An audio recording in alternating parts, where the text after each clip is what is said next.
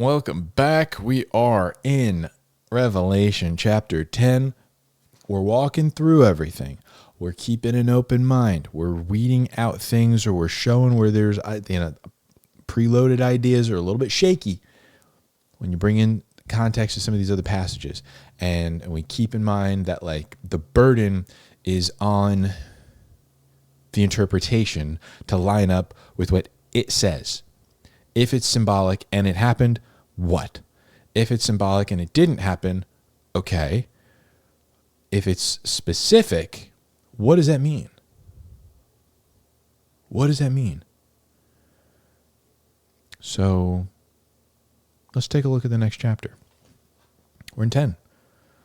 Let's get into it. The angel and the little book. I saw another strong angel coming down out of heaven, clothed with a cloud, and the rainbow was upon his forehead, and his face was like the sun, and his feet were like pillars of fire. And he had in his hand a little book, which was open. And he placed his right foot on the sea and his left foot on the land, and he cried out with a loud voice as a lion roars. And when he cried out, the 7 peals of thunder uttered their voices. The 7 peals of thunder had spoken. I was lying. I was about to write, and I heard a voice from heaven saying, seal up the things which the 7 peals of thunder have spoken, and do not write them.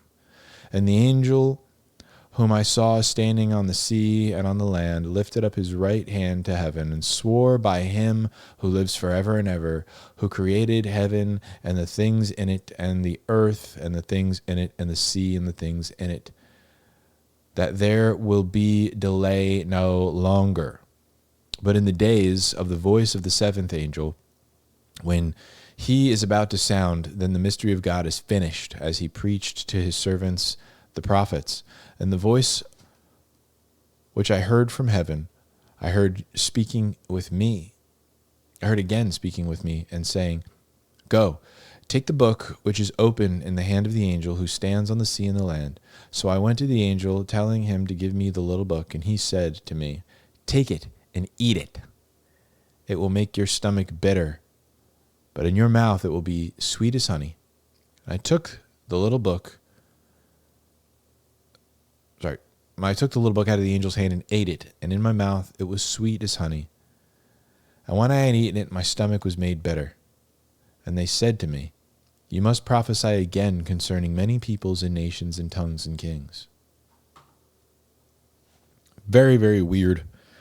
And again, a lot of symbolism in this. Obviously, the little book is there are prophecies in it, and he's going to eat those prophecies, and they're going to be sweet to take in, and then, having them, processing them is going to be very bitter. That's sort of the symbolic thing that's happening there, digesting those prophecies, right? It's going to be not great. You're not going to feel great about this. It's what a blessing to have the prophecies revealed to you, but then having to hold them and process them and get them out of here is it's not great. So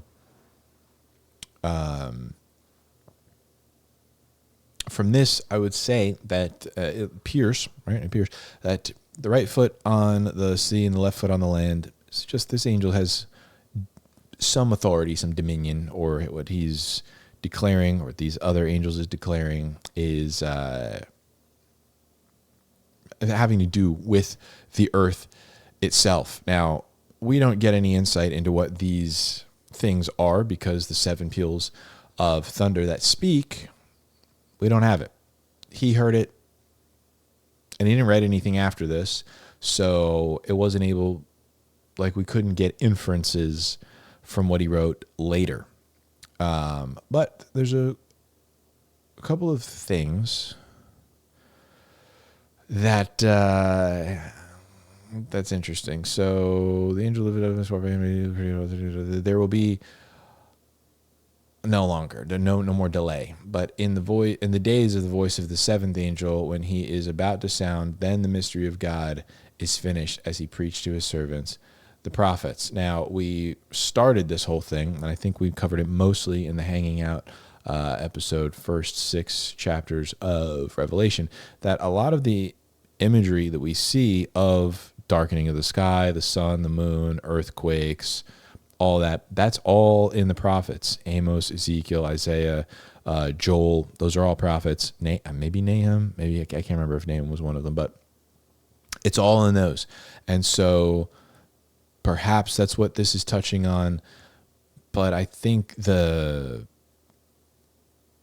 mystery of God there, and we'll touch on this a little more, is just the revelation is going to be done. So this book is revelation to John, but God's revelation to man, and the revelation of his wrath, his judgment, is going to be finished soon. So this is in the days of the voice of the seventh angel, when he is about to sound. So that seventh trumpet, if I'm not mistaken, is a declaration. We'll touch on that later and why that's significant. This whole mystery, it's more about his kingdom, right? This revelation of his judgment, his kingdom, his dominion, his authority over mankind, over everything, but specifically this realm that we occupy. And there's going to be no more mystery or what it's going to look like or when it's going to be or what hour or what day or whatever. It's going to be very specific and crash course, collision course. It's we're there. And there's no ambiguity about like what's going on and who's in control of everything and which God is it that we have slighted, that the earth is being struck like this. It's going to be made very clear, and then his kingdom is going to be at hand. So we will get to that one in the next one. A little bit shorter on this one. Not a ton that we're going to unpack in this, but we'll touch on a little more of it hanging out. If you're not over there hanging out with Uncle Charlie, Spotify, wherever, I don't know, and YouTube, every Saturday we unpack everything that we read for that week and tie in a couple of, we might go on tangents or talk about some current event things as well. But we try to tie it all together, get into some more details, maybe a translation here or what the Hebrew is or Greek is and all that kind of stuff, tie some things together. So if you're not over there, you are missing out on a little bit deeper. And again, this is my understanding of it. Been poring over these texts for 25 something years. So I'd have some insight into it, but just trying to expand your thinking. So that way you can understand these and wrestle with them a little bit better on your own. So that way you're not just relying on some other person who has an agenda to tell you what it says. So never over there am I trying to just shove my own opinions down your throat. I'm trying to expand. I'll let you know what my opinion is and what my understanding of a thing is, but what the other ones are, I'll even argue against myself, which I do oftentimes especially when it comes to the rapture and I argue against myself constantly with that.